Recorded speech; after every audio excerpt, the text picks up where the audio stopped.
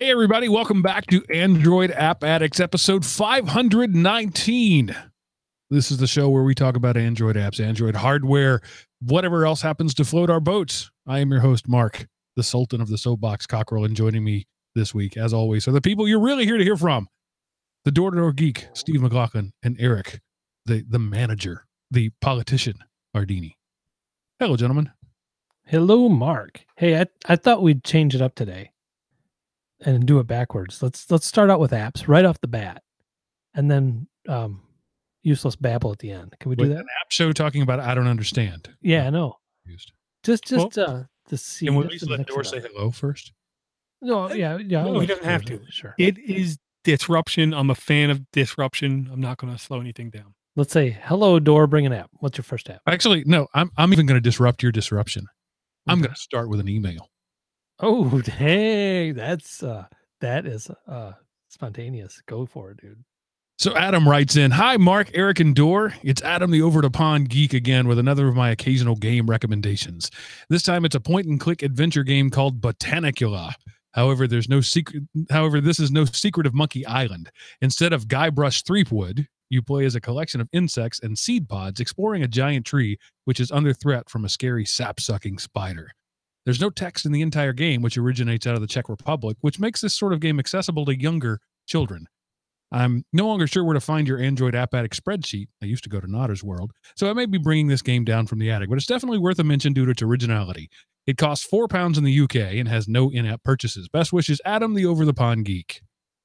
So you got both a game, an email, and an app. Wow. $5 US. And I don't think this came from the attic. I don't remember this game at all. No, I'm playing catch up. I am now. No, I can tell you now. Looking at the icon alone, no. Never seen this before. So Everyone cool. 10 and up, which to me is a big plus. $4.99. I'm gonna tell you, Mark, I am so unbelievably in your camp now more than ever about app. If I go to an app and there is no money in the app, it just says install, I literally worry. I get like hesitant now because I want to pay for something up front, which to me should be some indication of overarching quality. So it should be better than most free games kind of thing. And there is a video, which is nice. You know what I mean? The video usually doesn't mean it's good, but the video is really intriguing to me. It looks like a really cool looking app, a really cool looking game. Yeah, it's a pity there's no Guybrush Threepwood, though. No what? Guybrush Threepwood. I have no idea what that is, but that was the name that he said, and I liked saying it. So the equivalent of whatever he said it was in pence, it's $4.99 in American dollars. It was £4, is what he said it was. Gotcha. Is quid the same as pounds?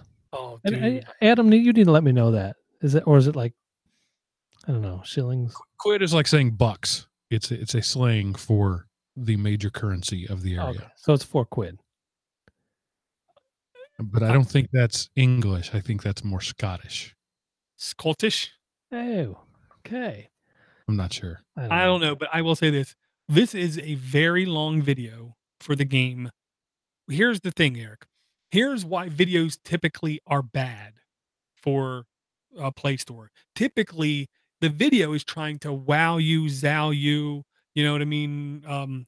Lights and things and distract you from the actual app or the game.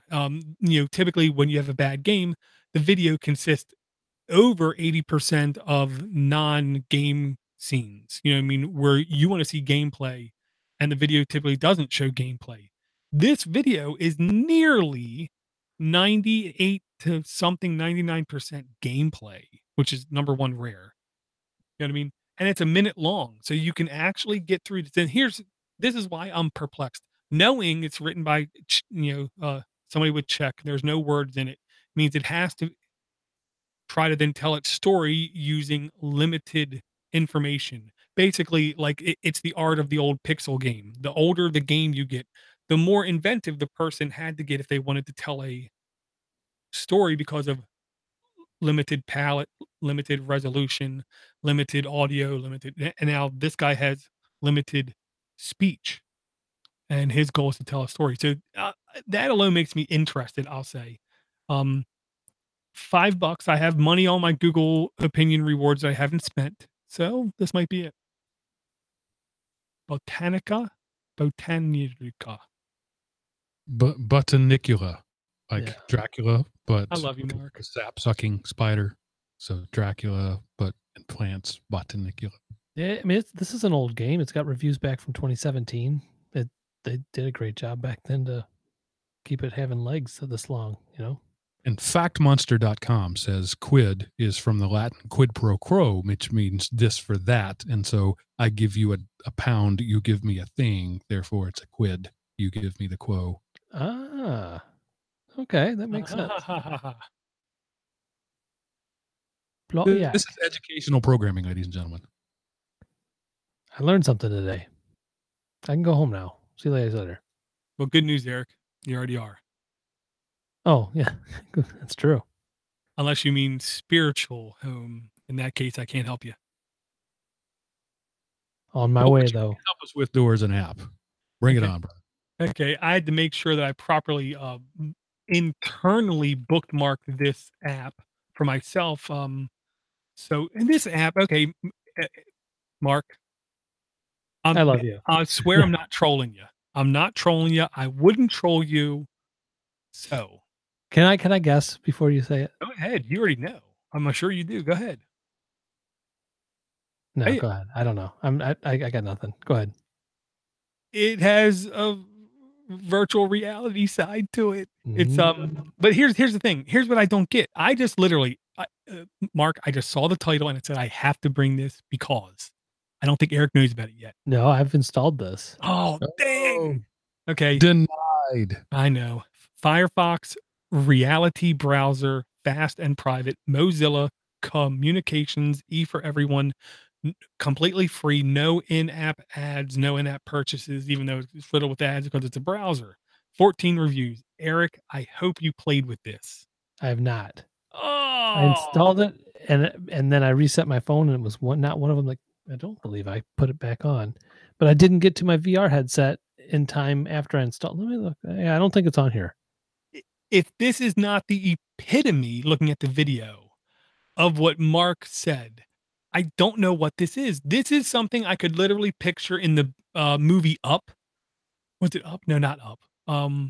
Wall-E, where it's the guy just sitting there with a straw hanging out of his mouth with a cup. Sitting on a little floating scooter.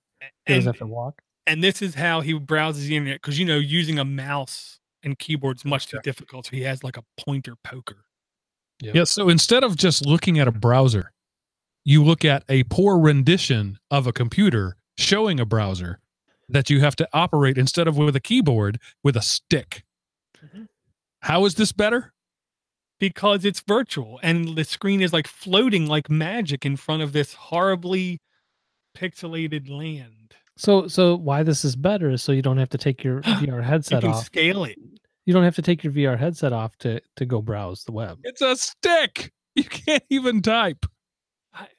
The only thing I picture with this is Homer Simpson having to pick up a pencil to dial the phone because his fingers were too fat.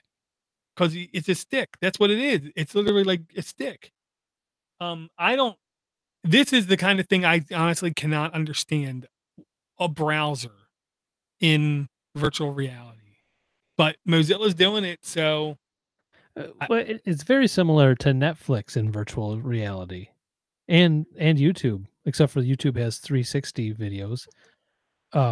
Yeah, a lot of the Netflix app just puts you in a decent looking pixelated living room of your fantasies, and with a big screen in front of you to watch Netflix on. I guess. I mean, you can browse through the catalog, but when you get down to playing movies, it's just a virtual living room that you're sitting on a virtual couch staring at a big screen. So why do you need the couch and the living room? Why can't the screen take up your whole field of vision? Is that like nausea inducing? Is there a reason there is no such thing as a full screen VR video app? Well, there are, like on YouTube. YouTube has some 360 video. You can look, turn to the right, and where you can all look the way everywhere around and see everything going on in the scene.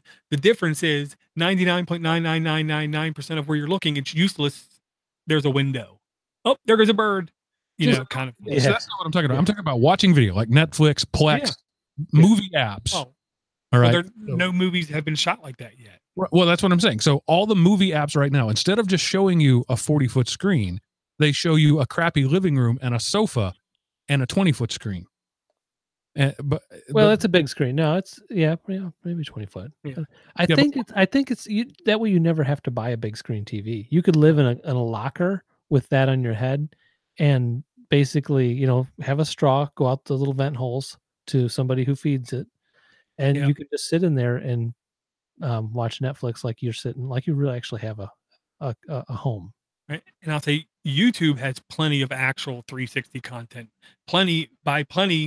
Every second there's over 48 hours worth of content uploaded to YouTube. I'm sure over an hour of that, maybe an hour of that content every second is a VR stuff where you actually can see everywhere around. It's just Yes. So Robot in the chat room says that there is such a thing as a big screen. Go watch a movie in the front row. It sucks. That's not, I don't think that's about the size. I think that's about the position. So if you could be that close, but levitated up to the center of the screen, that'd be a very different experience than looking up your nose at a screen. I think that's why the front row experience is so bad. It's that because you're at the bottom of the screen. And I have sat there and my neck does kill me by the end of the movie. Like being in the middle row of a IMAX. Right. I mean, there has to be a reason for it. Why none of the apps that I'm aware of that play standard video in a VR give you full screen, full field of vision video. Yeah, I think the headset itself probably doesn't allow a full, there's only so much room you can see at once. So it's an aspect ratio thing, maybe? Yeah, I think the field of vision isn't that great the Daydream is much better as far as field of vision than the other, like the Google Cardboard and some of the older VR headsets were. They're working on it, but it's got weird concentric circles on the lenses to help with that. There's some math and optometry to be figured out there. Well, looking at this video here, I think it's interesting that privacy mode is monocular. By the way, it's only on the right screen instead of the left and right. But anyway, you do see that the field of vision in the goggles is nowhere near the 16:9. So that has to be the reason why that you just can't do a 16:9 image and take up the full screen. So you have to fill the field of vision with, instead of blackness, with a crappy fake living room. Or mushrooms, whatever, Mushrooms, whatever you got. Right. Well, I'll say one of the maybe privacy mode. I don't know. I had to go back. Okay, I don't understand that either, Mark. But one of the things that a lot of people get completely incorrect is when people try to say the real reason why we don't do the VR correctly is because we don't have the resolution and latency down yet. What those people fail to even begin to comprehend is the actual resolution of the eyeball is extremely lower than a 4K television. Extremely lower. Our vision, difference between our vision and a television set is our vision only has a small portion of it in HD at any point in time, any second of the day. And it's moving when we look around. So we only need that one spot to be of better quality than the rest. Yeah, humans are actually mostly blind. Yeah.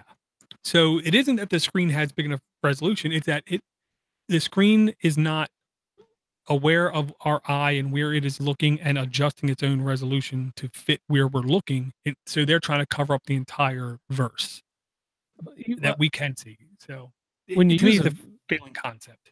And there's always been in the past too, when you've used a VR headset, you can see the individual pixels because you're so close to an LCD screen or a OLED screen. I mean, even with the super giga retina I have, or whatever it's called on a Pixel 2 phone, I can still see pixels when it's magnified and that close to my face. Right. So you don't get it's not ideal. Yeah, I guess. Yeah, it's to me, we have another 20 years of it being novelty status And we're going to have special, unique circumstances where it's going to fit, I think, and make sense. But it's not going to hit like a true mass appeal thing, I don't think, for years and years and years. At least, in reality's sake, 20 years. I really think it's got the size of the unit on your face needs to get down to, it needs to be like wearing sunglasses or less. Oh, but wait, okay. So But we need still- to clip but still that, get it the done. size of the unit on your face, and just clip that one part. Show title. Well, have you seen? I think the show title should be called "Sunglasses or Less." I don't know, but have you seen, Eric, the Nintendo Switch? A third-party company said that they're going to make a device on, I think it's Kickstarter or Indiegogo, I don't know. I haven't seen it. I've heard it on many podcasts because I subscribe to 140 podcasts. It sounds ridiculous. They had the Switch screen, and the further something is from your face, from your eyeballs, the heavier it's going to feel. That's physics, that's leverage, that's gravity, that's motion, that's how it's going to feel. And the thing is not right up against your face, it's farther away, so it's going to feel like a ton. Back in the day when they had a system like that, they literally had a counterweight on the back of the helmet to try to compensate for the weight. We just need some kind of an anchoring point implanted in the back of our head that we can, it's got a threaded. Just lasers right on the eyeballs. That's what we need. Lasers.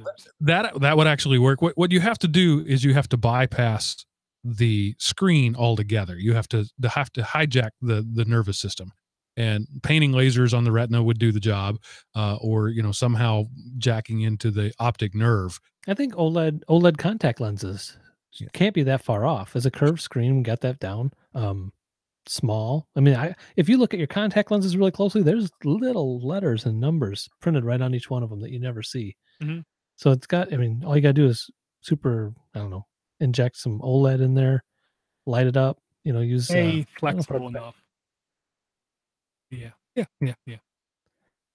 gimmick with our lenses is the amount that they let breathe through them is remarkable. When we first made contact lenses, they didn't breathe really at all. So literally, I think it was 2 or 3 days. It was less than a week. You had to throw them away because they would turn cloudy.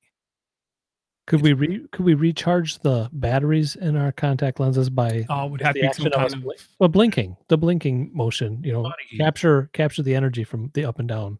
Wireless, some kind of tidal waves. Some kind of wireless cancer-inducing electricity. Oh yeah, wireless. Yeah, you just wear a hat, a baseball hat that induces battery charges into your contacts all day. That's, man. You can just irradiate your brain even more than you already are. What does that Kickstarter.com? It might help some of us. Fire that up. This is 2018. Let me tell you something. I'm all for it. It could help some people. Just saying. It could help Mark stop downing VR all the time. I'm in it just for that. Actually, it might. You're a very good point there, Eric. It might. When there's good VR, I'll admit that it's good VR. Hadn't seen it yet. That's it. We had to modify his judgment. You're on point, Eric. Good man. That's the only solution, because I don't think any of us are going to live that long. All right, Eric, bring us an app, my friend. Okay, this app is, you know what? I'm going to bring this one, actually. We're going to go all the way 360 on this. Okay. Or 180. No, we're just going to go 180, because it's still a game. And that last one, no, it is 360, because that last one wasn't a game either.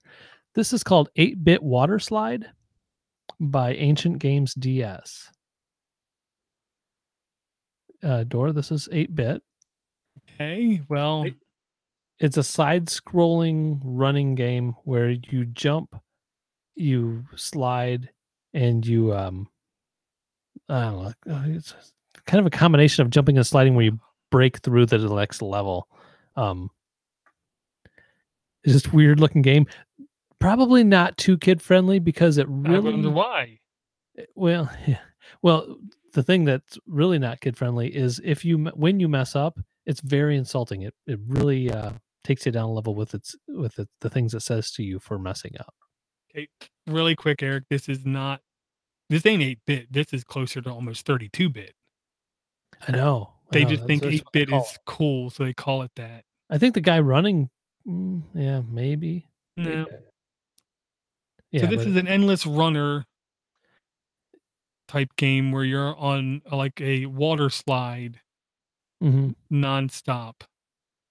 Yep. Okay. Parts of the water slide are glass, and they'll crack under your feet. You got to keep above that. There just happens to be chainsaws or circular saws and things in your way the whole time.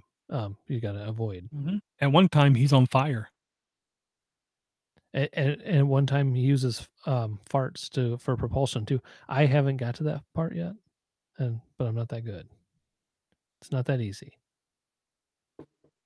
I'm going to go out on a limb here and guess this is not an OSHA approved water slide. The whole point that it's pipes, yet your head is still sticking out the top. And I gotta agree with you. They're hollow pipes.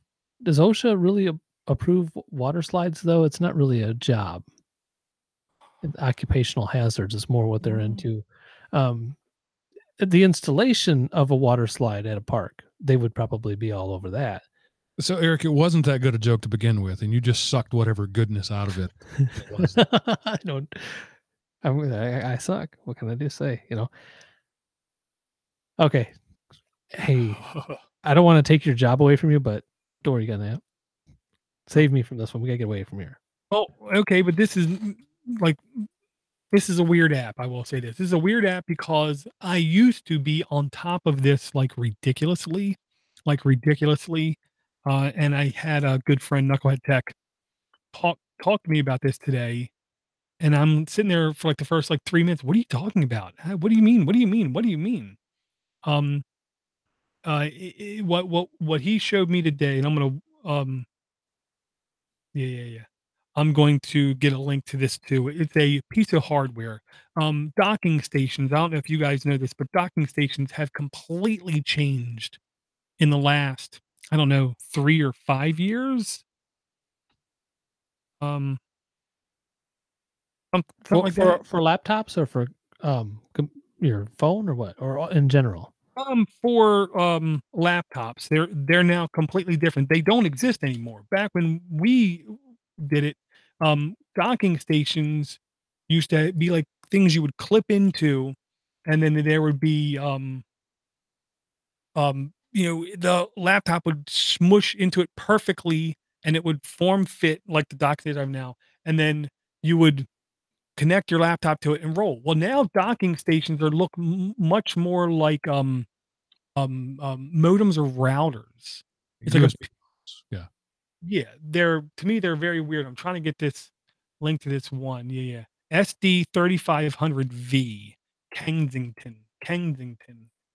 So you don't have to buy a dock anymore specifically for that kind of laptop anymore. You can. Yes, that's nice. And that's one of the things that they try to say, that they're universal docks, which of course makes no sense. It's not a docking station then. But okay, here's the gimmick.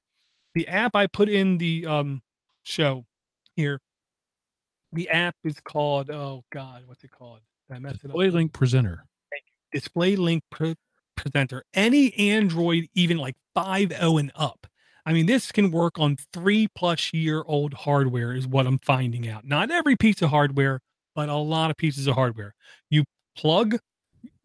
install this app on your Android device, tablet, whatever, phone, then you physically plug it in via USB to the docking station, typically USB 3.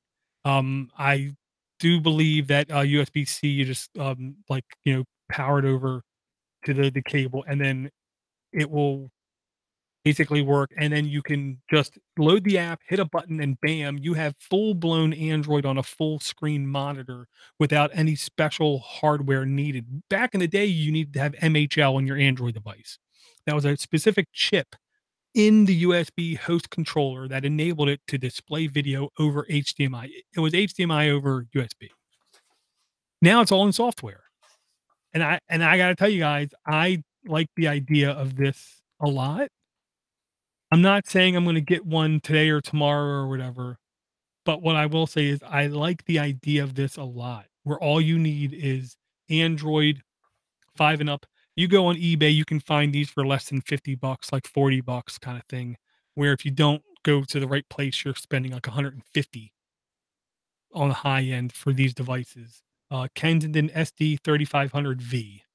When do you want to put Android on your computer screen? Well, that's the thing. I think there are use cases for it. I don't think they're everybody. But I think there are use cases for it where, like, I want my kid to be on a computer that I have complete control over, and that is safer than your average Windows installation kind of computer, where I know my kid's only going to want to access these 2 or 3 things. So the obvious follow-up now is with the recent news that came out this week of Windows 10 having this exact functionality baked in now with the latest update. You can run Android right off your phone, screen mirroring right to Windows 10 without any hardware. Well, you need your Windows computer. Right. Yeah. So, And, you know, I'll say this, I don't have Windows computer. I technically have one in my backpack now, but I'm not hooking anything up to that thing because that's a surefire way to be in trouble where I work, is what I'll say. So, you got some administrative things going on in the oh, background. if I wanted to, I could easily have root on the laptop and do whatever I want, but I don't want to. I want to be a good boy. So it to me, if it's a $300 plus laptop or computer or an $80 one of these, it's an $80 one of these. But if I already had a Windows computer, I would probably just find a way to use that.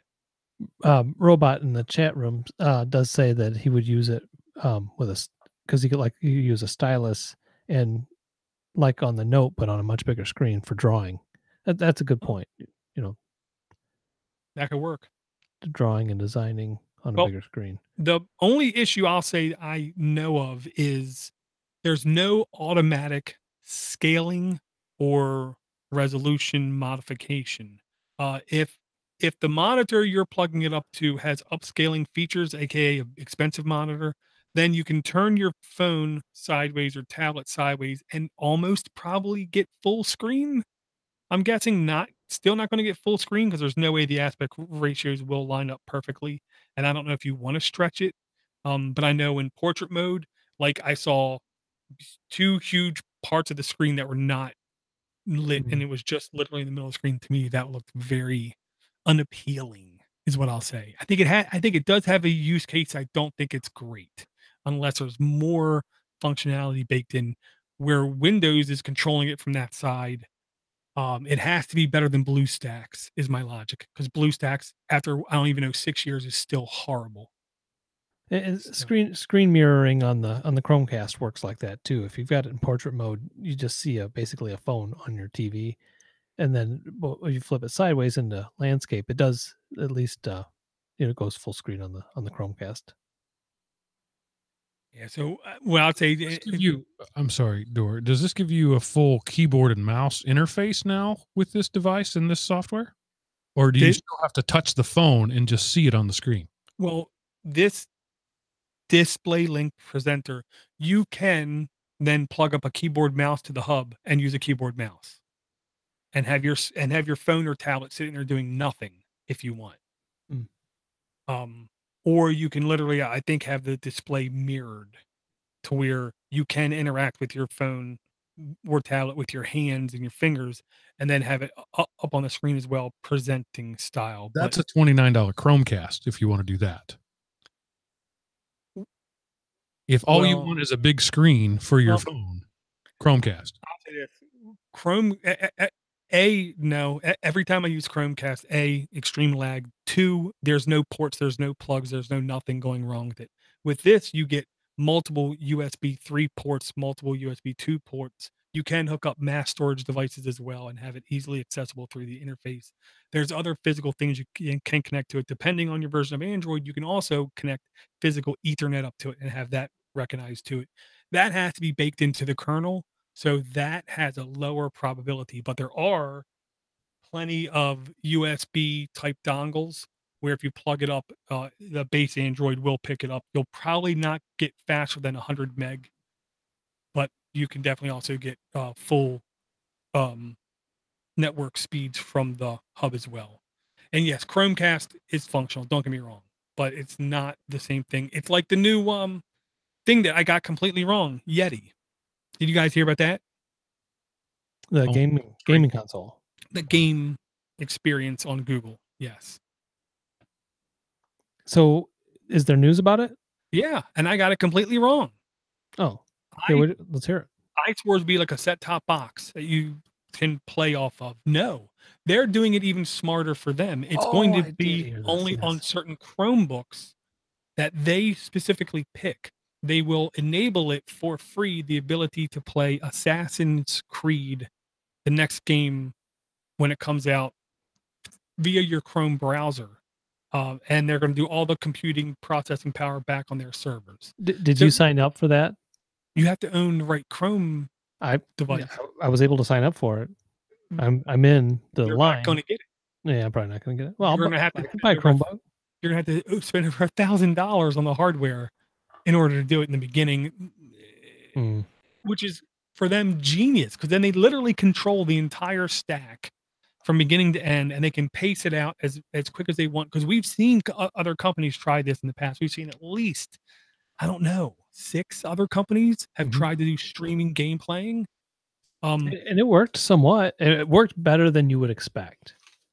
You know, I can't argue. Kind of like the first time you used a wireless joystick on an Xbox. You know, after years of being wired, you're like, wow, this actually works.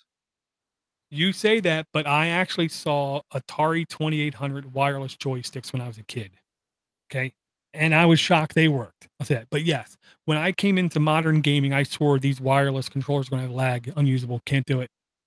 Real players use wires. But I'm wrong. But this Chrome thing that they're doing, it isn't, okay, it might be using Android, but it's going to be on Chrome OS's kind of thing. They're going to be able to control it from beginning to end, and right at the very beginning, do a comprehensive speed test, latency test to see how you're doing, and literally advise you, you know, you might not get the best experience while playing it on this, blah, blah, blah, blah, blah, blah, blah. You know what I mean? They're going to be able to control that from the beginning. That's what other people didn't have. Other people were trying to say you could just do it in your own browser, you could just do it in this, and the hardware that they had was extremely cheap. Google is pulling an Apple and making it crazily expensive hardware for you to have the privilege of playing this game first without a, you know, $400 console. You're going to pay twice as much and play it on streaming. And I hate streaming games now. So it's actually called Project Stream is the name of it. Right. Yes. Yeah, but I'll say as every day goes on, I am utterly against streaming games now because you're going to lose history. We already have examples of this. We can go out and buy Atari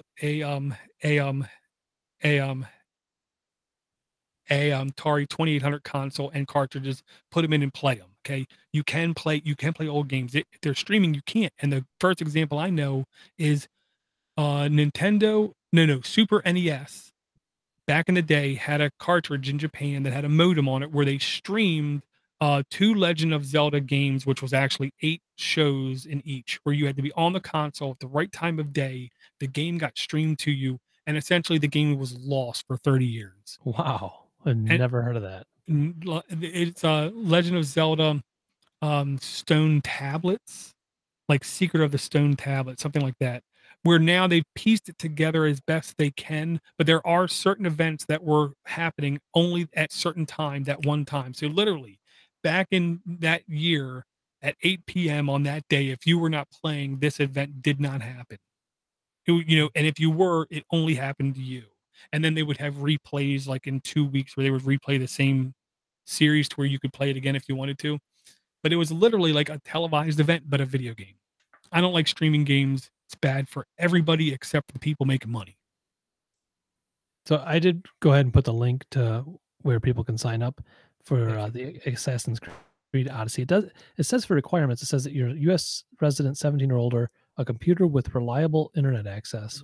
We'll test it for you. A controller or mouse and keyboard to play, and a Google account, a Ubisoft account, and Chrome is the requirements.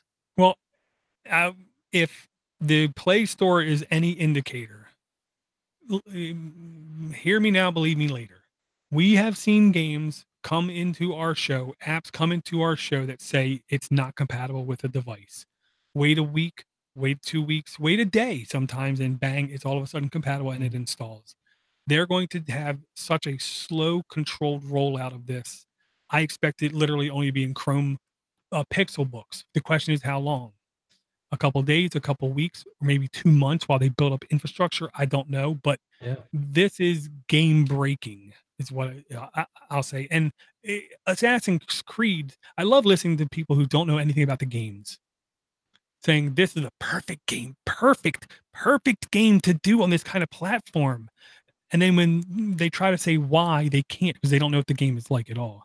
Oh, okay. I was gonna ask you why. Well, there's two main types of Assassin's Creed games. One type is like Assassin's Creed Origins, where it's a very combat heavy game, where timing is probably a little bit more important. Then there's the mission type Assassin's Creed games, which are a little bit different. Yes, timing is important, but they could like load, because in Chrome browser we have cache. Well, the data store that came out 2 years ago or whatever, that not many people seem to be using, where you can do like Google Drive offline in the Chrome browser, the data store. There's a whole bunch of stuff built into that browser. Okay. So they'll be able to like bulk download, burst download when they can and save things. But if it's, you know what I mean, huge like Origins, that's going to be difficult to stream no matter what. But with the money Google has and the Chinese chips that they have, yeah, sure. Robot in the chat room's got it down, man. He's got a Samsung Chromebook Pro, Xbox One controller, Google Fiber. He might be a candidate. Pro. No? Yeah. I'll bet you right now $50 Pro won't do it. Oh. It is all going to come down to the processor. You have to have the right processor. And like, for instance, the new Slate book is like an i7. Yeah. But did they give prices on that? You tell me. I think 1,200. That sounds about right. Well, to go back to what Dora was saying, maybe they're not. It's not so processor important because they're doing like what Play On used to do, where they gave you a terminal session, right? Maybe that's how they're doing it. Google definitely has the storage and the data banks and the processing power to run the session on their servers and simply stream it, just the bits to your desktop, and that would not require much processor at all. That's why all you need is good bandwidth in Chrome. Yep. Because this doesn't say anything about eventually. At all. Yeah, but it doesn't. But I agree with Dor. They can control exactly how and when this rolls out and make sure everything's perfect before it goes to the next group of devices. And look, I'm not trying to compete with old timers like Leo Laporte or Larry Maggot. Okay, those guys are those guys, and I'm not trying to compete with the sub 30-year-olds that know nothing about technology and talk about it. But here's how it is. Here's how it's going to go. Edge computing. Edge computing is going to decide how successful this endeavor is or not is. Edge computing is Google taking that baseline infrastructure and pushing it as far out of their data centers as possible, which means they're going to have like cooperatives with ISPs and other people closer to the customer to where they can at least put some sort of equipment in there. Doesn't need to be big, doesn't need to be powerful. Look at the Netflix model. The amount of hardware they actually have dispersed is inconsequential to the amount of traffic they carry because it's just caching, it's intelligent caching. But edge computing is a little bit more than just caching. And that's what's going to decide how successful this damn thing is or not. And here's the thing, I don't know. I know this. Google's been pretty damn successful the last couple of years when they've been trying to do things. The only company more successful in the last couple of years is Amazon. Yeah, and Google owns enough data centers in enough locations that and dark fiber edge, right? So the edge computers could be their own servers that they own that are just geographically local. Mm-hmm. Well, yes, and that's the thing. Like smart, responsive dispersal of information and coordinated. Because here's the thing: streaming, it will be huge. Multiplayer streaming, that's where the money's at. Take a look at Fortnite. Over $2 million a day. Oh, Google likes money. They like money a lot. They can't keep selling ads forever. Well, they're going to have to shift, or they're going to become like GE. Has anyone heard about GE? They've went below They're now considered a penny stock. They make G friggin' E. They make nice keyboard trays and Bluetooth speakers that are 2 inches by 2 inches. They're still a huge player in medical imaging. They just fired their CEO. I was only there for 15 months. They lost 50% stock value in that 15 months, and they're still losing money. They're hemorrhaging money so fast. It's ridiculous. It's where if they don't pivot, they are going to non-exist because they're reliant on everybody else. That's G's problem. They always do parts of technologies. They never do complete stacks of technology. They rely on other people. So pivot or die. And Google should preemptively try to pivot because death in computers seem to come quickly. You know what I mean? Which might be a good thing. I don't know. I mean, I figured this out. What's the best way to die? It's better to burn out than to fade away. Best way to die is with the highest of the high intensity gamma ray burst. Not like Incredible Hulk, but gamma ray burst, because literally you instantaneously disintegrate into nothing. Can't feel pain if there's nothing there. That'd be burning out then. That'd be burning out. That has to be the best way to die. I'm just saying, you know. I think you don't want to die is just go to sleep and not wake up. That's I'll tell you this. I agree. That little bit of burn would. 98% of the time when people died in hospitals in their sleep, they woke up and died a agonizing death for a couple minutes before dying. So I don't want to die in my sleep. All right, I'm going to call BS on that statistic. Go ahead. You can. Called. You can. How could you possibly know that? How can anybody possibly know that? By looking at the stats. It is never beep, beep, beep, beep. And then it's never that. Yeah, but you embellished a good deal. There was a lot of editorializing that. Woke up for seconds and died an agonizing death. You have no concept of the pain. All of their sensors showed that they were awake. And I know the only time where they have eyewitness, like walking into the room as it's happening, said the person was sitting up. Might not have been conscious, but sitting up. When I get up at 2 a.m. to pee, I'm technically awake, but I don't remember it the next day. You know, so there's one of us awake and conscious. So let me read an email from Benjamin, who calls it over-caffeinated ramblings. I was scared to open that email. It said, just want to say thanks for the show. It's still my favorite show to play once I see a new download. I'm back on board with Patreon. Thanks for that. Our move from Illinois to Wisconsin is long over and things are going well. I've gotten back into my long distance trail running, which is kind of therapy my brain needs, and I get some podcast time in. After these Midwest storms, the mosquitoes are freaking horrible, and it makes me hate the outdoors. I wish I had something new or novel to suggest for apps, but I don't think I have anything new. I mean, I have enjoyed one called the Trail Run Project by REI, and try to find outdoorsy things, but that's nothing new or earth-shattering. And I've been using Lose It as well for about 4 months. I hate counting calories, but it's amazing what it's done. I lost around 40 pounds, and my wife has done well too.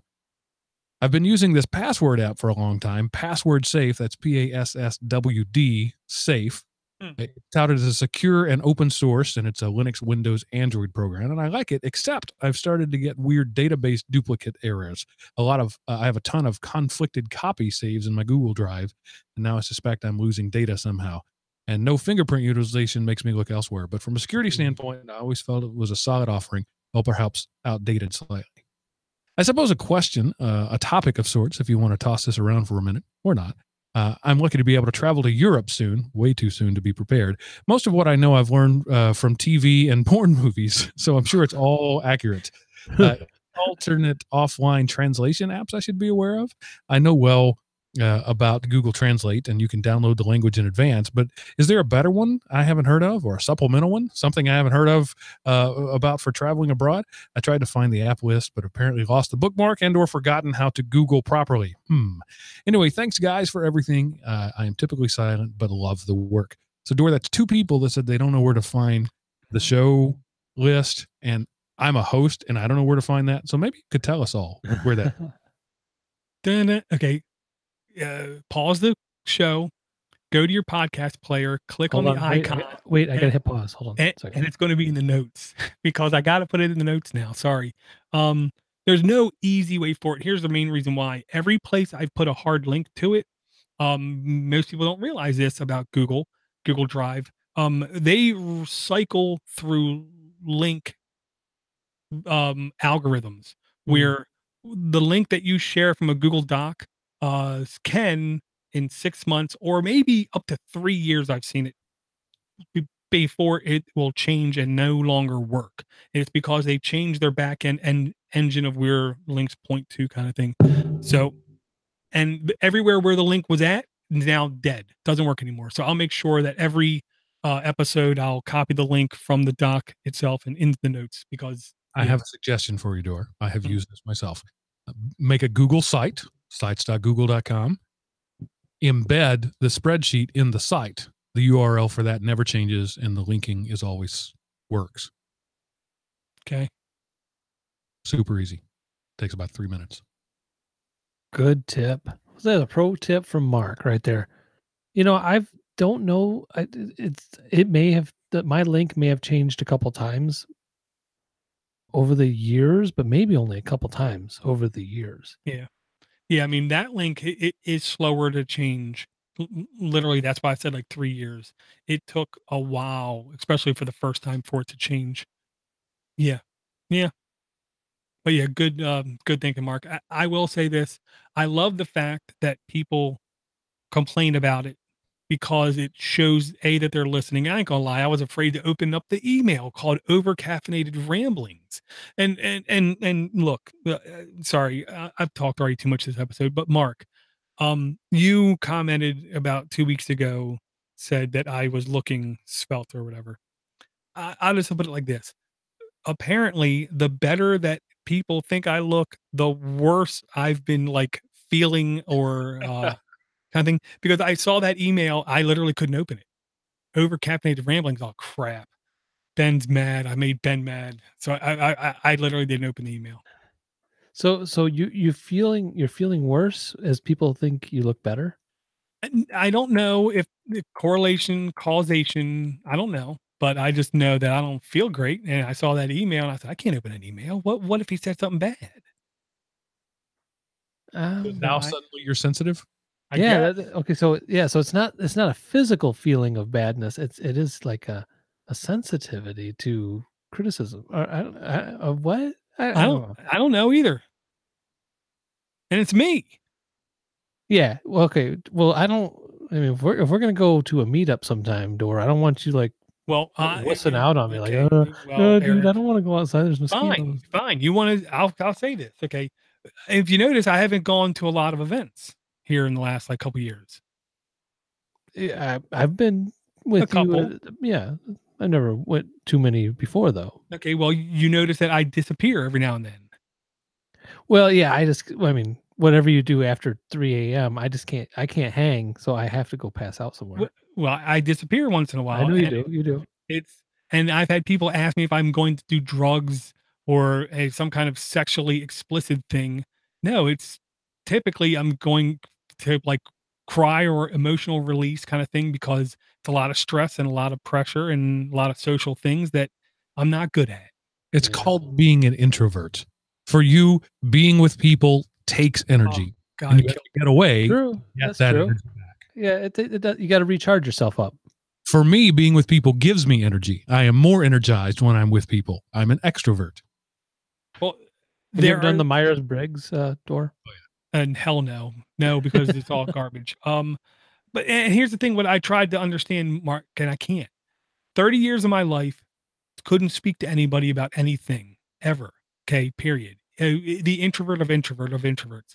I tried to explain to my boss, I would be more comfortable right now being asked to go on a stage with 300 or 3,000 people in front of me and asked to speak on a topic, because at least then I'm in a position of authority where people are, should listen to me. There's a reason to listen to me. When I'm just at an event, walking up to somebody, hi, why are they listening to me? I'm an idiot.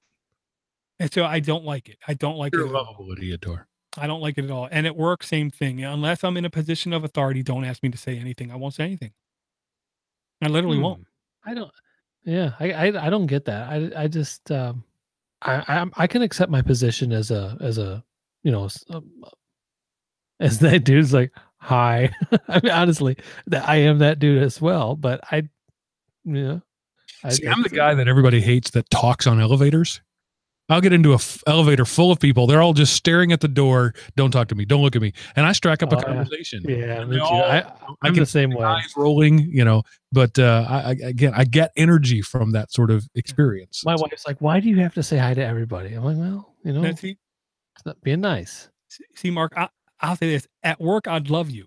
Because if I know that there's somebody here that I can take all the pressure off of you, man. They need to be told something.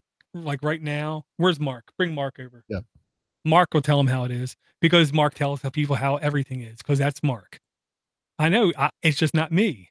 I'm the guy you send somebody around where he's harmless. He won't break anything with Steve. Just go send him over there. Kind of thing. We were having, I don't even remember the context of the conversation, with a group of people, we were talking about personality types. And one of my friends described me better in that moment than anybody ever has. He said, while most people are avoiding the elephant in the room, Mark's fitting it for a saddle. Yeah, and I'm grabbing my popcorn. Ride that elephant. But you asked me about the Briggs-Myers test, Eric. The main reason I don't take that test is because the professionals in the actual field say, the test is not a test of your personality. It's a test of how you're feeling right now about your own personality. So if you take it in 3 days, it's going to be different. 3 days after that, it's going to be a little bit different. And sooner or later, it's going to be completely different. And it's because your feelings change every time. I could see that. It's just, it's not, I wouldn't put any merit behind it. I wouldn't base any of my life decisions on the answers that come out of it. It is neat to know your 4-letter character, character, and then compare that with the people in your family. It's just a fun thing more than I wouldn't put a whole lot into it. I'm an ENFP. Anybody wondered? I'm an EMTP. I would be a ZZZZ because all I want to do is sleep. Get away from me. All right, guys, we're closing in on an hour already. How about we empty our tanks now? Okay. I'm going to bring this one. It's been a back-to-back, I guess, of Pac-Man games, but this one just came out. It's called Pac-Man Ralph Breaks the Maze. It's like a mashup of Pac-Man and Wreck-It Ralph. So Wreck-It Ralph is on the screen with you, and he's... Bad link.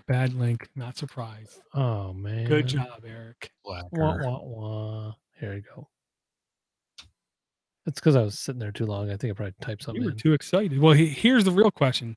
There you go. Sorry about that. Can you tell me the other main character from that movie? Vanellope Sweets. Wreck-It Ralph. Well, you, sir, extra credit. Okay, take it easy there. Settle down there.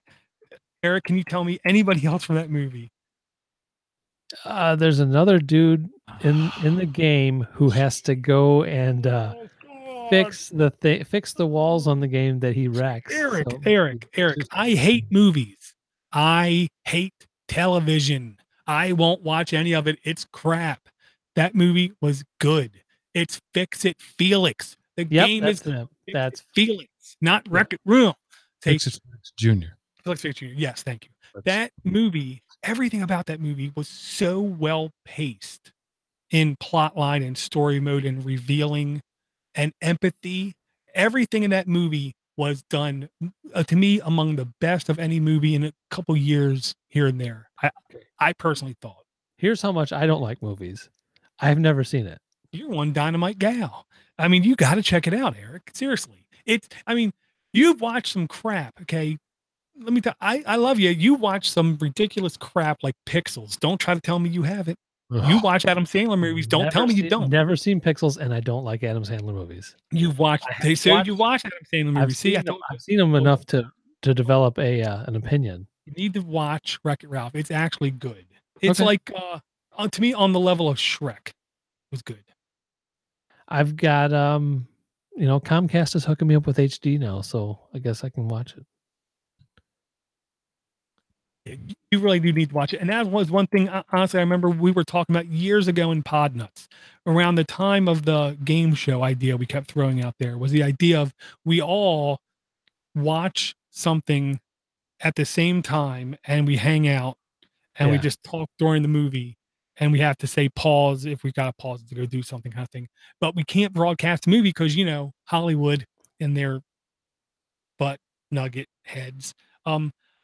And we just sit there and watch the movie and, critique the movie, make fun of the movie, compliment the movie, whatever about the movie. Could we do that? Could we do that to some really small independent film or something, like some YouTube film that some doesn't dude, matter. like I guarantee you, we would still get flagged. No, this is not a problem. You just don't have the movie in your podcast, right? And tell people, ready, hit play now, and they watch the movie while listening to the podcast. See? Oh, it's like the Pink Floyd Wizard of Oz scheme. Yeah, and that's why the pause works, right? Well, yeah. And because look, there are certain parts about that movie I think are just some of the best animation storytelling that there is. Pixar doesn't make a bad movie. I got to check it out. Maybe I don't know. How about Incredibles? Did you watch Incredibles? Maybe loved it. I saw one of the Incredibles at a drive-in, so barely saw it. You know, I don't know if I could recite any piece of it. My super suit. I mean, the movie is just good. It's just good. Good Family was an okay movie, and Ratatouille was an okay movie. Never saw that Both one. are the worst movies that Pixar's made, and they're both still okay. What was the first one you said? The Good Dinosaur. Yeah. Never saw that either. Yeah. Well, that was the only like certifiable flop they had, kind of thing. But yeah, this Pac-Man game, look, it's Pac-Man. You either know it or you don't. You either like it or you don't. The advantage is now, Ralph comes in from one side, if I'm not mistaken, Eric, and destroys. Fix it. Fix it. Who? Fix it. What? Felix. Fix It Felix is building walls on the maze as you're playing, and Wreck-It Ralph is destroying them. There's also some weird things where they add like clouds that you can hide from the ghosts in. It just, I don't know what, maybe clouds have something to do with Wreck-It Ralph. I don't know, but I don't know. They're just changing the game up a little bit. My next app on my tank is called Dungeon 999. I could have swore that Door brought this, but I did not find it in the spreadsheet. It's I don't know, it's kind of a door looking game. Is that a verb? Door looking, or an adjective, or adverb? Anyway, it's got low quality graphics. It's got Zelda-ish look to it. Basically, it's you and this chick, and you're fighting off little slime blobs. She's got magic. You really don't. But you basically got to keep the slime blobs from getting her. And you guys are going through 999 levels. She squirts like mana points out of her staff. Thank God you said staff. And that's how you get to go to the next level. Okay, and it looks like the longer you let her live, the more floors you can skip. It looks like one of the mechanics. This is similar. This is very similar to another game, but in the other game, you had no help. It was just you, and it wasn't a square, it was a circle. Oh, okay. So this is similar in looking, but that's what it looks like to me. The longer you let her go, the more powerful she has. It's Dungeon 999F, by the way, Eric. Well, Dungeon 999F. Well, that's not the game title. That's right. There's two different games. The one you put a link to. No, the one I put a link to. How much is it free? It has an F at the end. I'm looking at the link, but not at the top. Look at the Google Play Store. Okay, it's Dungeon 999. Now there is also this one's not free though, right? It's 99 cents. Okay, the Dungeon 999F is free. So, but then this is a really bad link. This is like a misleading troll-like link. I don't like it. I don't understand either. They did that on purpose. They put the video and the graphics of the free one. The F must be for free. Yeah. Yeah, I don't know the difference. I didn't try the 9999F. I bought this one for Ah, well, actually I didn't buy it because it was on it's sale. F free in the URL and not just F. Oh, okay. It's just F. Show title, by the way. The F must be for free. It's by Moon TM, trademark of a moon, I guess. And they've got other classics like 999. So this is 99 cents. Does still have in-app purchases though, and ads.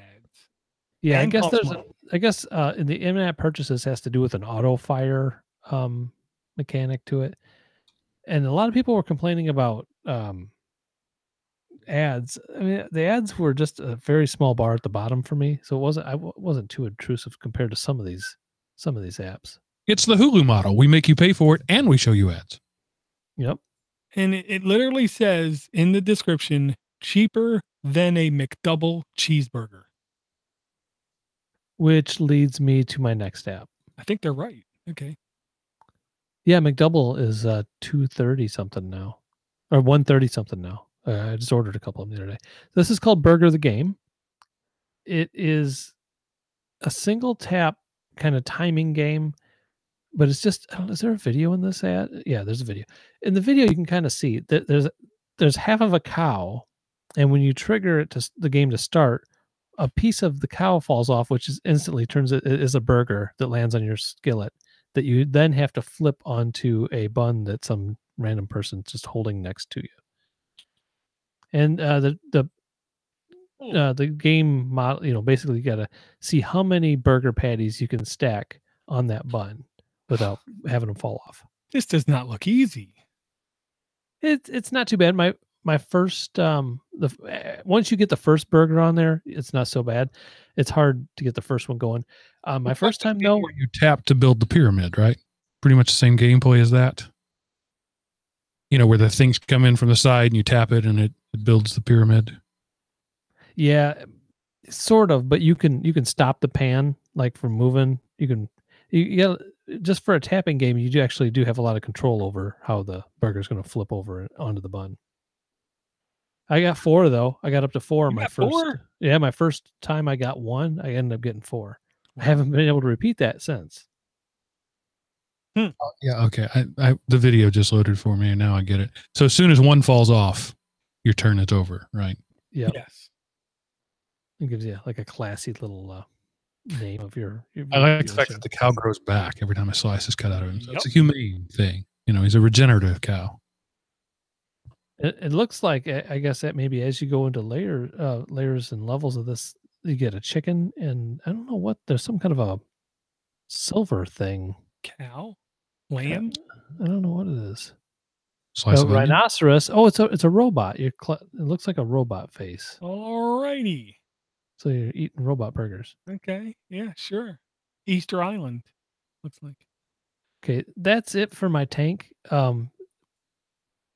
Should I wait for hardware news until after Doors Tank then? We can go right to you, Eric. Now, if you want to be an epic mini-series event, sure, we'll do that. Okay, Well, I am. The Yeah, apps I have aren't important, aren't time sensitive. Speaking of time sensitive, my hardware news today is going to be the watch that I've ordered. Oh. I haven't got it yet. It's a ZTE Quartz smartwatch. I don't know if you guys have had any experience with this smartwatch yet. Huh. My LG G watch, which was given to me by a listener of the show a long time ago, has finally stopped charging, and it wouldn't update to Wear OS either. So this will be my next wearable. And it's a brand new out of the box. It was under $200. I'm ordering a refurbished one on eBay for $50. So what made you decide on that particular one? The price. It does not have a heart rate monitor, which I don't know if I need. I'm really not sure on the accuracy of heart rate monitors anyway. I've heard a lot of people say that they're really just foo. They're not too accurate, but I don't have heart rate issues to really monitor anyway at this point, so I don't need it. Well, yeah. The only doctor stuff I heard in regards to that kind of monitor is Technically, consistency is what he cared about. If it's inaccurate, is it consistently inaccurate in the same fashion? Is it always a little bit slower, always a little bit fast? If it is, it ain't that bad. But it's when it's not consistent is when it can give damaging or potentially damaging information. Yeah, I feel the same way about steps trackers. It doesn't matter how accurate it is as long as it's consistently whatever it is.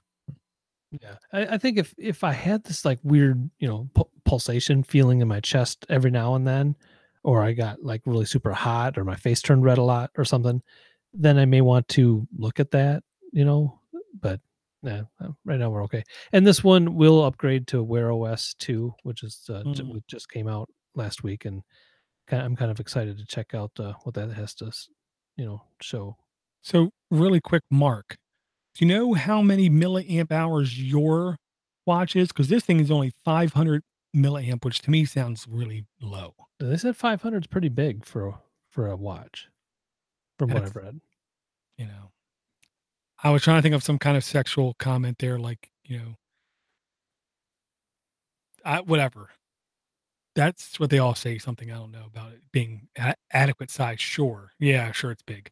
Do you know how many milliamp battery that yours is, Mark? I do not. I'm trying to do some quick Googleizing to see 300 million. Oh, so wow. Okay. So better yet, what does the what was that? PicWatch Pro for TicWatch Pro. Yeah, that's the one we really got to compare everything to, because that's Mark's next watch. Well, and it has 4 gigabytes. No, 768 RAM, 4 gigabytes of ROM, so hard drive.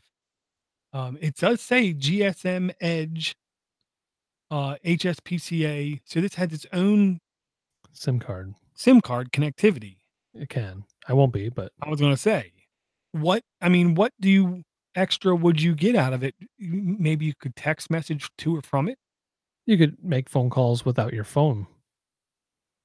I didn't see any mention of microphone or speakers in the specifications. So I didn't see no, all the newer watches do have microphones and speakers built in it. My wife's got a Huawei watch that she can do an entire phone call just tethered to her phone. If her phone's within Bluetooth range, she doesn't even have to touch her phone, and she can answer calls without finding her phone. Yeah, and it's IP67 Ingress protection. That's good. It's sort of waterproof and dustproof. Sort of. Yeah. The TicWatch Pro only has a 415 mega amp hour battery, and it's IP68. Yeah, 67 is, it would take years, like 3 years of you doing really crazy stuff, in my experience, to get it damaged from the inside. It looks fine. The LG G watch, one thing I have to say for that watch, I've banged it on, every door that I walk through, on desks. On every door you walk through. I'm clumsy. I really don't, care for it at all on my wrist, and it has not a scratch on it. I'm just so surprised how well it's held up in that respect. I'm actually now seeing conflicting reports between 300 milliamp hours and 400 milliamp hours, but either way, it's less than his 500, and it lasts all day. 18 hours is not a problem. 20 hours. That will be something I am not used to. Huh. On my old watch. So how much was this again, Eric? You can get them all day long for $50 or $60 on eBay. $50 or $60, ZTE Quartz smartwatch. Yep. And I'm guessing it's ZTE, the company, ZTE. Correct. ZTE, the company. Yeah. You guys hear about the Bloomberg thing today? No. Chinese server motherboards. Oh, yeah.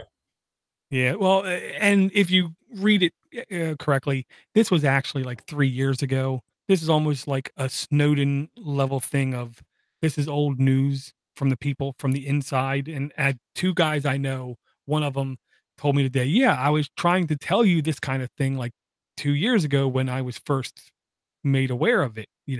This is not good. It isn't as bad as it could be, but it's not good.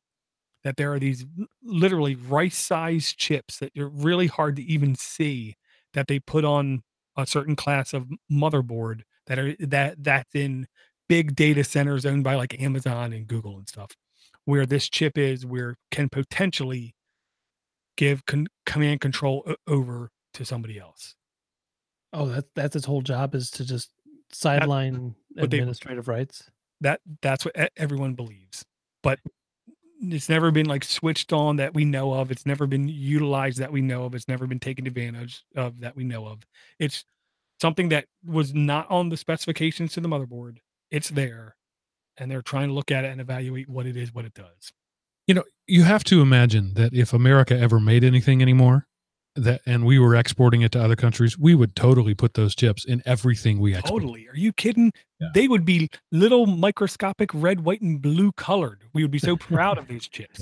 So I can't even be a little bit surprised that a nation state as paranoid as China is putting that in the products that are shipped to their largest nemesis in the world. I mean, surprise. Yeah. So what you're saying is trust the ZTE Quartz smartwatch every bit as I trust with every Google product in my house. Well, it doesn't matter what you purchase. The components were made in China. So Well, I know. Here's the gimmick, Eric. You have to take the global amount of data, put it on a chart, the endpoints, where they want it, where it is right now, and what you come across is like a funnel. And what every company and thing that survives, they do stuff economically, efficiently. So they want to find the narrowest point where as much of this information goes through as possible. It is not your watch. No. Yeah. That's one of the most expensive places to put tracking type software on it. It's up towards the infrastructure, the towards $30 routers. well, trust me, those Cisco routers are prize targets. Prize targets, I tell you. Well, I don't even think so. You know, the Amazon $30 weird named routers. Yeah. Was it Mariah botnet who was out maybe 4 months ago, where it looked at there was at least like 350 million infected routers worldwide because of some public facing exploit left in from the factory, blah blah blah blah blah. Yeah. So let me read our last email from the night from Chuck. He says, this is a very brief endorsement of the 10-inch Lenovo Smart Display. Got mine from Costco online for $200. It's a great addition to my kitchen in my 1974 built home that keeps getting smarter. Are we teaching our old home to do new tricks? The innovations we have the opportunity to enjoy are wonderful. What we were doing just 10 years ago. Thanks again, especially to Mark for keeping the ship on course. Chuck from Salem, Oregon. Fuck knows. So he's got a touch screen, is what he's talking about? It's a smart display. It's a TV. It's a smart Smart display. Okay. $200 10-inch. You know, probably has Roku and stuff in it. 10-inch. Yeah. Yeah. I heard modestly good things about that. But here's the thing. I'm gonna try to do a video here before the next week, guys. Seriously.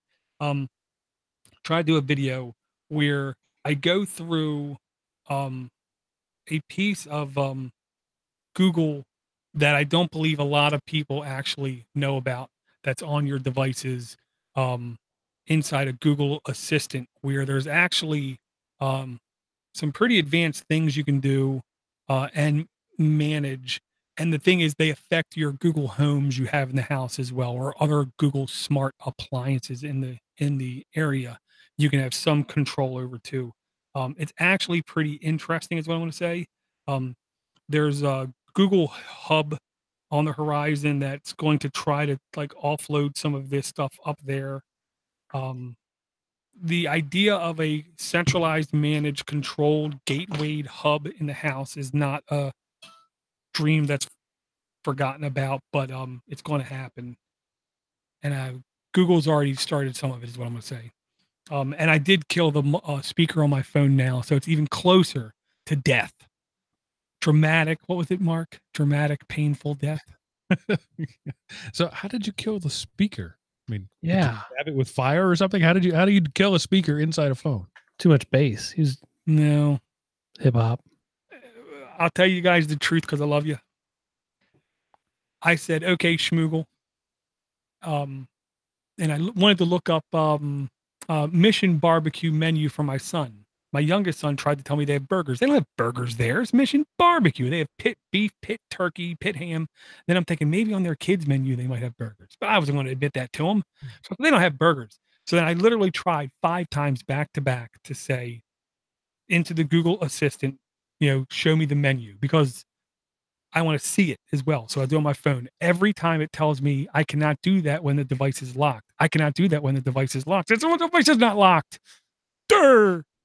So I kind of put the phone down quite evenly on a countertop. And then when I started doing other things, because I had to, take care of the family. And I looked at the phone and it rebooted. I'm like, oh, that can't be good. So then I just finished what I'm doing. Then when I go and I try to check out my phone, like the assistant button now, that isn't supposed to sound like that. That's bad. Wow. Yeah. It reminds me of those commercials. I don't know if you get them, if it's Verizon or US Cellular or something. It's like, oh, I lost my phone, or I dropped, they leave it in a taxi cab on purpose so they can get a new one. Door does, oh, I slammed it too hard and it rebooted. I guess I got door, but you reminded me of this app that I had to bring to this show. You got it in the show though. Okay, hurry up. I know, but I hated this app so bad I had to uninstall it. But it could be super useful for somebody else. It's called Voice Access Beta from Google. You were talking about Google Assistant. Did you try this? No. This has been on my radar. Yeah, but I don't want to use an insensitive comment like it's been in my scope. I've been looking at that. This is a app that might be literally revolutionary for people who need assistive technology. Right. But yes, you have to first learn how to use it, or else I'm sure you want to kill it. I used it as I tried to use it. But after my test, I can only say, and I tried to keep it installed to the point where I could bring it to the show tonight, but I just couldn't. It's so intrusive and so overwhelming of your phone. This is great for somebody who has no fingers or any kind of way that they can't use their fingers. Well, okay. Podcast I listen to, Android Developers Backstage. It's literally Android developers. All these stupid people out here talking about what journalists are saying. Listen to the people who are doing the actual development.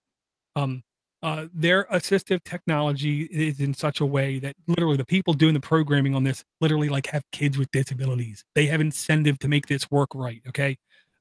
The hardest thing to do is to immediately determine which technology is assistive and which is inhibitive, depending on your disability. There is no one magic way to design thing to make it perfect for everyone with every disability is what they said. And they are absolutely right. And they said it is very critical that we have to offer the right technology to help the most people in the beginning. The goal is to help everybody. Yes. But we have to first just help the majority of people out there. And the majority of people out there have vision issues. You have to have good vision for this app. Well, but no touch. There are ways to where you can do the opposite in the app where you can make it useful. Right. So, I mean, go all for them. Great. Is this not an app for us? This is an app. Hopefully they will keep doing better and better and better. No, I just wanted to bring it to the show so somebody might know somebody who needs or would. Oh, even better. Use it. Email Google, tell them to take people off of YouTube, off the back end to keeping YouTube up and running. We don't need that much anymore. Have people come over and work on the assistive technology in Android. It'll help far more people. Yeah. Right. Yeah. One of the reviews here says this app requires cell phones accessibility permissions. That's okay, but one of the permissions is that this app is able to read, record, typed screen on any screen, including credit card number, CVV, and passwords. And then he goes on, Google team, please put some light on this. Well, if you're going to use your voice to type, you must be able to record everything you type. Yeah. I don't know why this is even a concern, but it is for this guy. Yeah, I just uninstalled it yesterday because I couldn't get to the show with it, but I wanted to bring it while I remembered it before I forgot it. You know what I mean? So if it's off my phone, a lot of times I'll forget about the app. So that's why. It has use, and yes, it has to access everything. This is the thing, like all the password managers out there that aren't LastPass, I'm never going to use because you have to use the clipboard for it. Which means if I'm a bad guy, all I got to do is monitor the clipboard. I have everything. I have everything. I have all your gold, all your booty, all your bounty, all your diamonds, all your gems, all your children, everything you've ever done that's shameful. I have access to it if all I can get is the clipboard. So I'm not going to use one of those password managers like that. So I have to use password managers that use this type of technology. So it doesn't use the clipboard. It's called low hanging fruit, bro. If you don't want disabled people to be able to use credit cards, I don't know what to tell you. Or if you don't want them to be able to use passwords, you obviously don't understand how computers work. So Google should highlight that and make a YouTube video about how stupid people are. Because that was really stupid of that guy. Really, really stupid of that guy. Handicapped people need stuff. And out of 300 million people, over 75 million people in the US can right now take advantage of that app. I'm going to back off a little bit. It wasn't stupid. It was thoughtless. He just didn't consider the fact that if you want to do online shopping, your app has to be able to read credit cards. And props to Google for putting that right out there front and center. You're giving us access to everything. True. Well, and that's the thing. Google still hasn't really had a breach. Facebook, 50 million. Oh, wait, no, 90 million. 90 million. And they said that they don't believe they were doing anything bad with the accounts. Oh, I'm sure they just wanted to get everyone's addresses so they could send them flowers. Dumbasses. And then Instagram, for no reason, goes down for an hour. Oh, we have no idea why. Oh, I know why. Because you're hacked. You're hacked because you suck. Google hasn't been hacked. Or you could be Experian and leak the data of every U.S. citizen. And then get a $400 million contract 3 weeks later from the government. And congratulations on your job. Experian, who leaked all that information, who the people who got leaked did not want to be a part of. Right. But are forced to. I never opted into that. Exactly. All right, let me read a few thank yous to some awesome people. Ben Lawson, Joshua Dennis, and Turnover, who all became Patreon subscribers in the last month. You guys are super awesome sauce. Or actually, Turnover was longer. I've had that in my inbox for a long time. Sorry about that. You are in both figurative and literal ways the engine that drives this podcast. Thank you for your stepping up and for being awesome supporters of the show. If you would like to be as awesome as Ben Lawson, as Joshua Dennis, or as Turnover, you can go to patreon.com/Android App Addicts and pledge $5 a month. Honestly, I hear this from people. I can't afford $5 a month. Okay, maybe there's a very small percentage of you that can't afford $5 a month, but most of you could absolutely afford $50 a month and would never notice it. You're totally quick. You know, Eric said he bought a couple of burgers on the way over tonight. That was probably $10. Not tonight. Yeah. But you know, they were McDoubles. They were $1.30 each, Mark. That's $5. That's $5 though. Yeah, there you go. Could have went to a I mean, I left a $20 tip to a server just today, right? I bought lunch for my team. But anyway, the point is, most of people who are listening to the show do that kind of stuff all the time. You leave a $10, $15 tip because your server did a good job. You drop $50 on a couple of pizzas and some 2 liters, but you won't pledge $5 to a show that every week brings you entertainment. Your priorities are screwed up, man. I'm just calling you out. Well, and everyone who isn't a Patreon needs to thank people like Ben and like all of them. Yeah, thank you. And Matthew Fuzzle and everybody, because it's patrons like them where we don't sell your information. We don't sell your information to the highest bidder, aka the lowest bidder, because nobody pays much money for ads. Let's be real. Come on now. It takes tens of thousands of selling of souls to get ads right. It takes way too much. Thank them that we don't have to do that. You know, I mean, granted, we don't want to, but we don't have to because of people doing that kind of pledge. And yeah, and I'll say this: if you can't afford $5 a month, contact me. I'll help you earn more money. It ain't hard. I could easily get you $20 a month of extra pocket money. You can put in your gas tank. You can put towards gifts for your kids. You can put towards gifts for your wife. You ain't got to give me a damn penny. Okay. I'm not going to help you because you're going to help me back. No, I'm going to help you because it's the right thing to do. So if you can't afford $5 a month, seriously, contact me. We'll schedule a little sit down. We'll figure it out. There's a way you can make more money, period. You know, unless you're in a heavily controlled, industrialized complex like China or something, I can help you. Yeah, I'm saying for Door what he won't say for himself. He and I have both been doing this a long time, and you know, there's gratification for it, and there's reward for it, and we enjoy doing it. But honestly, a little money wouldn't be a bad thing. And you know, thousands of people, not hundreds, not dozens, thousands of people download this show every week, and a couple of dozen make a contribution back, either in money or in content or being in the chat room. Those are all contributions, right? But that is like 0.1% of the people who listen to the show contribute back to it in some way. And that's disheartening. As a content creator, that sucks the soul right out of you. And they could have stopped the podcast by now because they already heard this at the end of the podcast shows. We're not hitting them up 5 times a show, and we're not throwing ads in 5 times a show. So, you know, thanks for holding off, you know, from the pause button if you are still here. But yeah, we could just be begging the entire show, or at least 4 segments of it. Yeah, and like pitching products we really don't understand.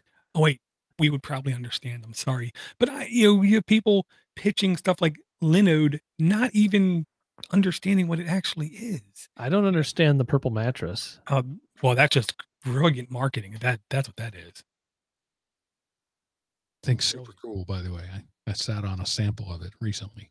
It is like. Are you down? Yeah, it's this gel stuff wrapped in foam, wrapped in a rigid honeycomb core. It's unlike anything I've ever experienced. I don't know that it's worth the money, but it's cool. Is it still really cool after it's wrapped in foam and fabric though? Yeah. I mean, I was at the local Sam's, and these were like chair cushions, but it was the same company. It was the purple company. It was the same material. And I'm sure it's their idea of guerrilla marketing. It was like $35 for this chair cushion. So, you know, being the tightwad that I am, the internationally known tightwad, I'm not going to pay for that. But it did make my butt feel pretty darn good. Were they selling like, you buy a pillow too, right? From them? Yes. Yes. I don't know if I'd want, it's heavy. I don't know if I'd want a pillow. But yeah, see, we're not gonna pitch products about beds to anybody. So just unless it's something that we genuinely like and want to talk about. Yeah, that's true. I mean, yeah. If I got a free purple pillow, I'd talk about it for about a couple minutes. Intent. I would let you guys know that it was worth it or not to go out and buy one, and I would be honest. I'd put it on eBay right away, still packaged. You wouldn't even lay on it once? Don't need to. Oh, I ain't got a problem sleeping because my eyes are good to sleep. No, I don't have that, but I'm about 90 seconds from closing my eyes and going to sleep. Thank you for sticking with us, Mark. This is a long show tonight. I appreciate you. So, Door, I stepped all over your pledge for Patreon, and I'm going to just, to the audience, if you're still hanging with us, Door didn't know I was going to do that. He didn't ask me to do that. This is me being passionate about a guy I love. That's all that is. When I'm telling you that you need to give money, it's because I truly love and respect this guy, and I want him to be rewarded for his almost a decade of hard work. Now, Eric, any final words for the night? No, I'd like the chat room to be more full also on Thursday nights and help us out with some show titles. The ones who are there will probably help us out, but the rest of you guys probably had a great show title for this episode, and if you were here, you could share that and we could make it happen. All right, Door, take us out. Thank everyone for their love. Thank everyone for their patience. Do not forget, everyone around you is stupid, and you are too sometimes. That's something that we say to I'd say to my children all the time. Is like, everybody's stupid. Sometimes it's your turn. It doesn't mean you're a bad person. Just means it was your turn. All right, everybody. Thanks for hanging out with us for this really long show. We appreciate it. We'll see you next week. That's it for this episode of Android App Addicts. And remember, pay for what you like. Dang it. Stupid now is social media and the internet. Your stupidity will stay there forever. Recorded for life. What's stupid is participating in those things and allowing yourself to do something stupid. Because I know I'm going to do something stupid. There's a reason I'm not on Facebook. But sometimes there's somebody else across the sidewalk from you who is on Facebook Live right at then. Or it can be. And friends and family who I don't care. If I'm not important enough to contact outside of that network, then I'm not important enough. I'm not going to pretend like I am. I'm not. I'm obviously not. No, I'm not going to stop. And they know my feelings, and they're like, "Oh, don't worry, Eric. I'm not going to put this picture on Facebook." I'm like, I didn't say anything about it. Honestly, I'll tell them. I'll never know if you do. Right. Even when that's right. Exactly. Like my uncle messaged me on Facebook. 3 months tell him. 3 months later, what are you doing? I'm never going to reply. Unless you want me to not reply, then keep sending me stuff on there, because I'm not going to ever reply because I'm never there. Yeah, it's like friends with parties. Like, oh, why didn't you come over to Bob's house? Didn't know about it. Yeah. Yeah, I mean, not try to sound dumb. The cousins and cousins-in-law and everyone who wants me to come to some place, they know. They send me an email. Do you want to come over? Oh, I can try. Wow, that was really hard for them to do. It wasn't. And it wasn't hard for me to reply either. You know what I mean? Yep. Yeah, and I just stick with if I don't have root on it, I don't know who does. But I hurry up and do a beginning part, Mark, before. Yeah, I'm trying to come up with something right now. I almost forgot. Let me do this project. Oh my God, I'm going to save this anyway. I forget this thing. Documents.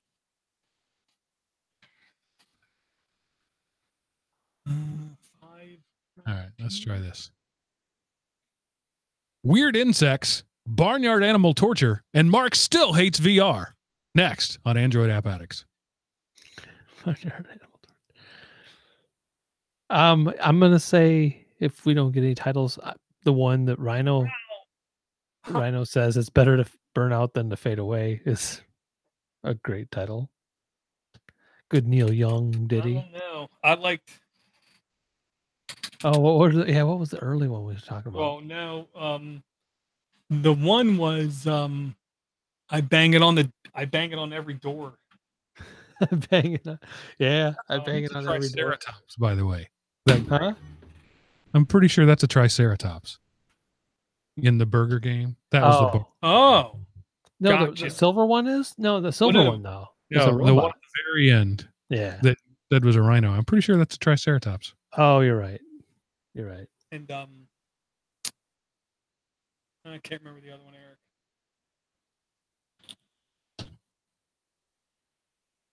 That's the one thing, honestly, Mark, now I hate about longer shows.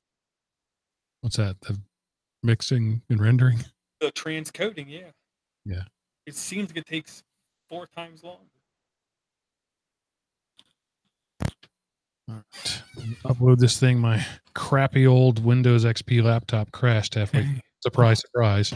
But I do have a backup, so not a problem.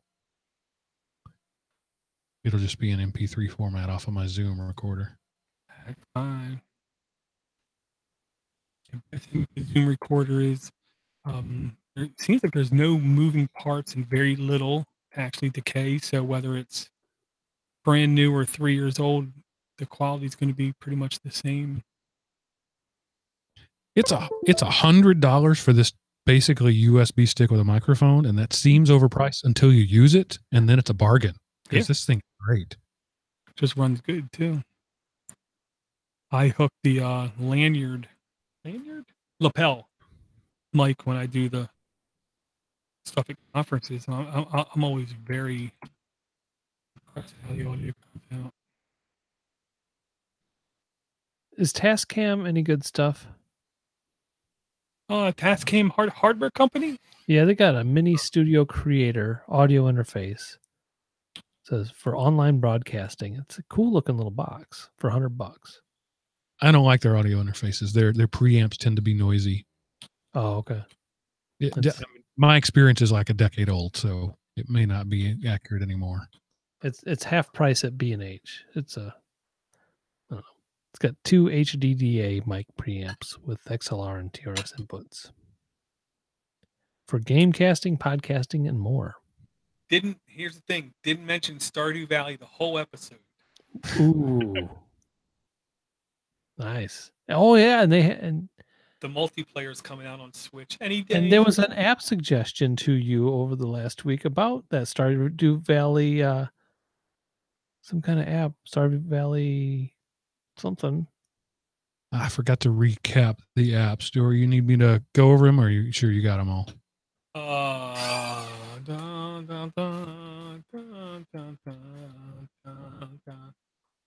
One, 2, 3, 4, 5, 6, 7, 8, 9, 10.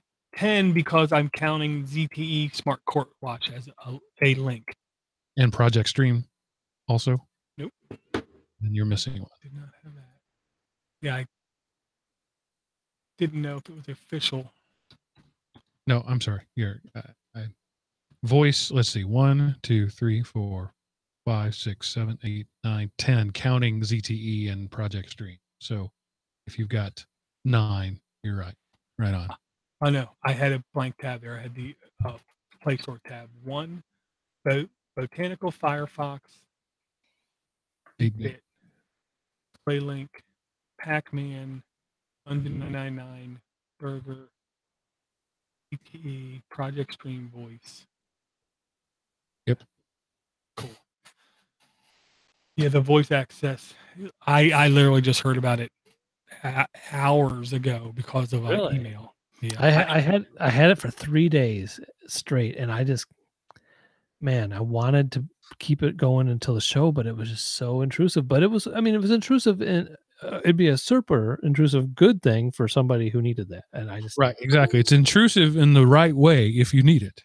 Right, exactly. I just couldn't function my phone anymore with it. I just couldn't get it.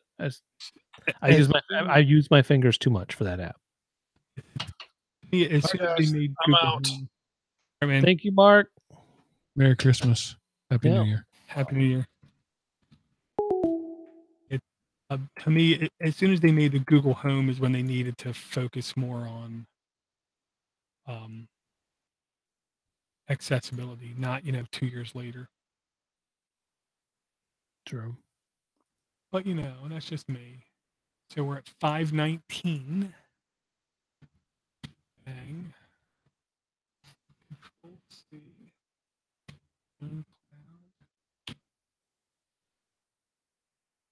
Bang.